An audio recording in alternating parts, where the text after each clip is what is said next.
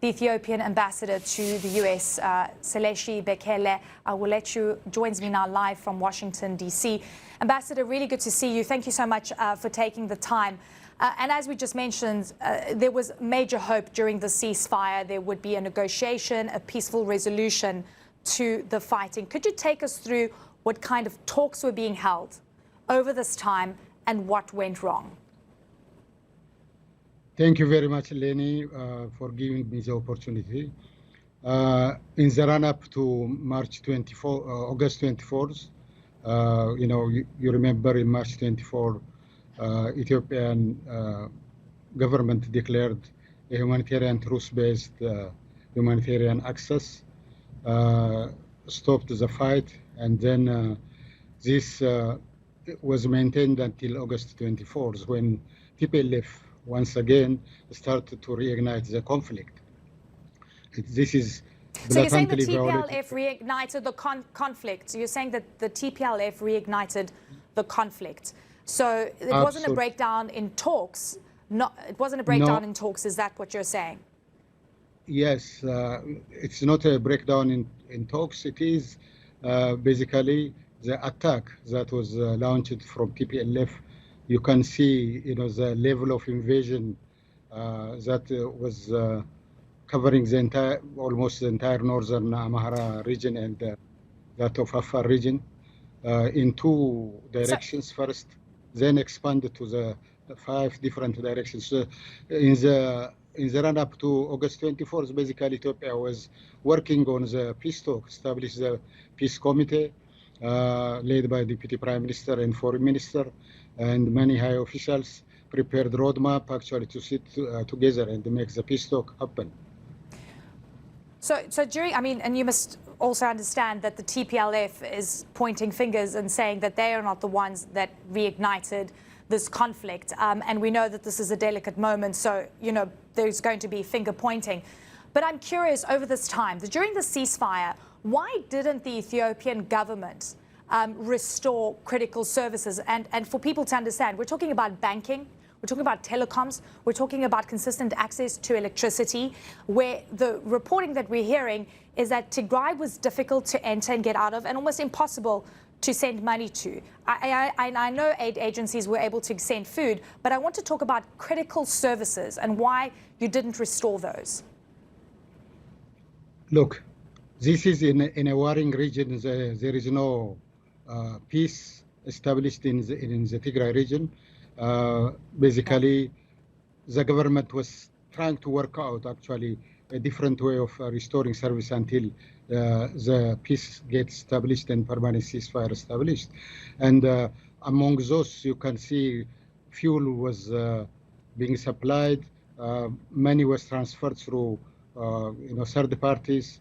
There were also other talks how to reestablish the other services like the electricity, telecom, and so on through third party. There was agreement with World Bank resourcing so that this could come into effect. For example, UNOPS can support those kind of reestablishing the state services. Yeah. Imagine how could you establish services when the other party is occupying and preventing the movement of normal civilians from Ethiopian side. I want you to take a listen to what the WHO director has said about the crisis and the severity of what people are going through in Tigray. I want you to take a listen, Ambassador. I can tell you that the humanitarian crisis in Tigray is more than Ukraine, without any exaggeration. Nowhere on earth 6 million people are sealed off. Nowhere. From basic services, from their own money, from telecom, from food, from medicine. This is the worst disaster on earth as we speak. And this is an important statement coming through from Tedros.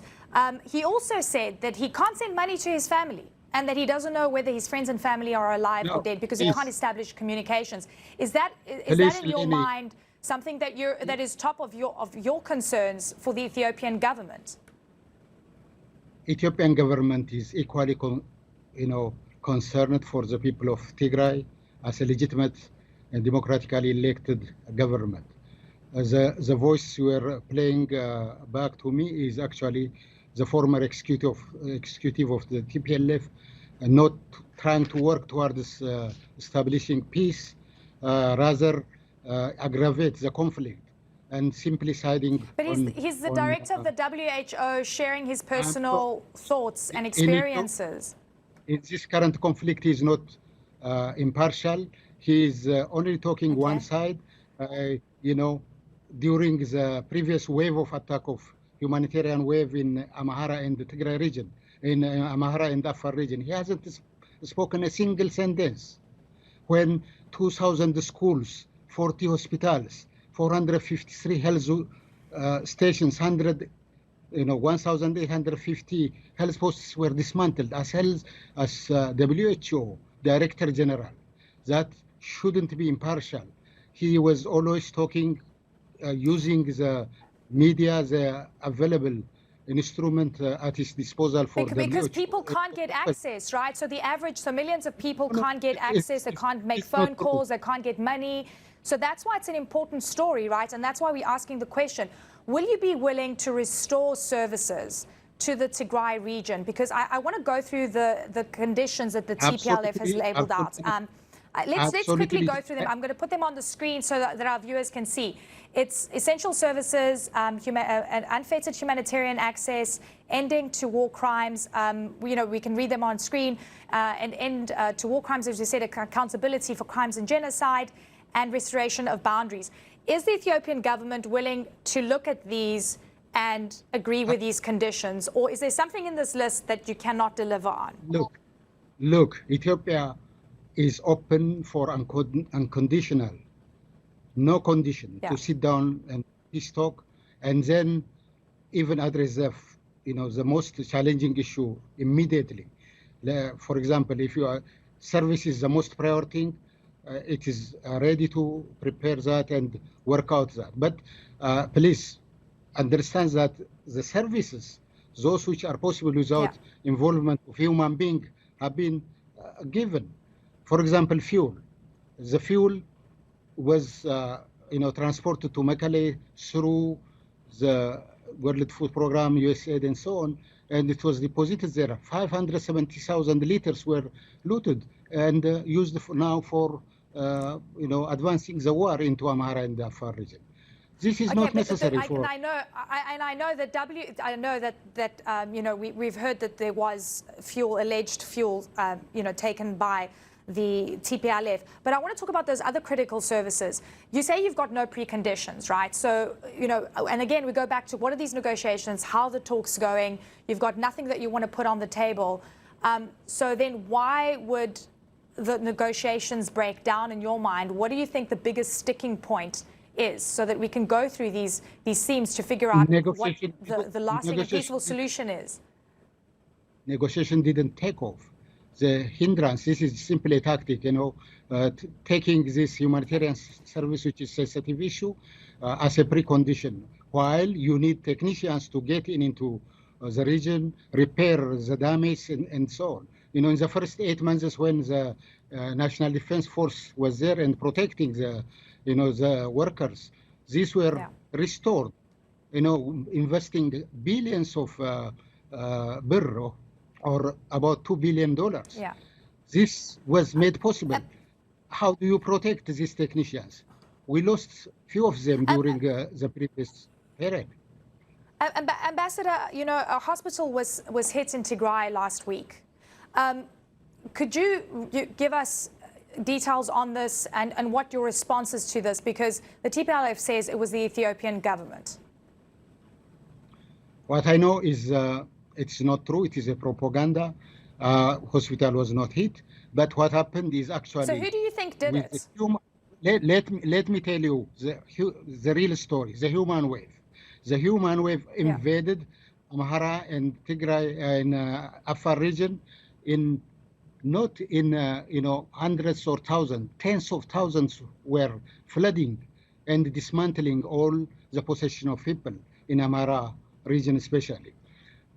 Villages were But burned down. I'm asking about many the people were airstrike killed. on a hospital. I'm asking about the airstrike on a hospital. Could you tell us whether the Ethiopian government was involved in that airstrike?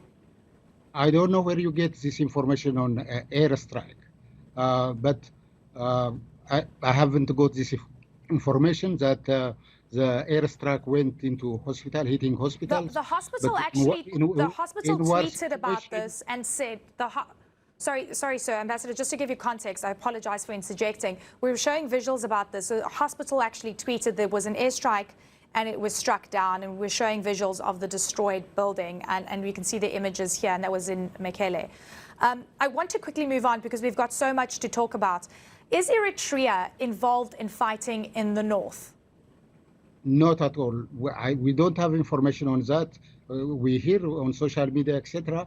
TPLF has got this behavior of attracting, Eritrea to enter into the conflict by sending, some Do you want skirmishes. Eritrea involved in this fight? Do you condone Eritrean forces involved? And if they are, and not to your knowledge, but say they are, what will the Ethiopian government do? What is your then stance on Eritrea getting involved? Between Eritrea and the rest of Ethiopia, except the Tigray region, there is Tigray region itself. Ethiopia has no access to look at those issues you are alleging, but the truth is, inform TPLF not to provoke Eritrea. Missiles were thrown into them in the previous cycles. Now in this third cycle, again, if they have started, I don't know. Ambassador, I want to ask you, you're the ambassador to the United States and having conversations with the US as well. This has had a big economic toll on Ethiopia. From what we understand, you've lost some donor funding as well. What is the relationship with the US right now? You've had conversations as well with the Assistant US Secretary of State. Could you take us through what the messaging is in terms of creating a lasting peaceful solution to this? In terms of lasting peaceful solution, instead of appeasing this or that, tell exactly what is happening in this third round of attack. Condemn TPLF so that they come back and sit for the peace talk. That will be the solution for this difficult third round of war. We are discussing on various issues. Of course, we explain, a government which has got huge responsibility in terms of protecting civilians, protecting the integrity and sovereignty of the country. This is an attempt, an open declared attempt of dismantling Ethiopia in terms of its territorial. Ambassador, sorry, one last quick question. You say you have no preconditions. Would you want to see the complete dissolution, dismantling, surrender of the TPLF? That would be, part of the peace talk. It's not, so that is a condition then that you would have. You don't have that condition, or you would want that condition? We don't have any condition for peace talk. We have open arms. Okay. Just we have to sit down. Ambassador, thank you very much. I appreciate it. I know it's a complex conversation. There's so much to go through, and I really appreciate you joining us today. Thank you so much for your time. Thank you, Ambassador. Thank you very much.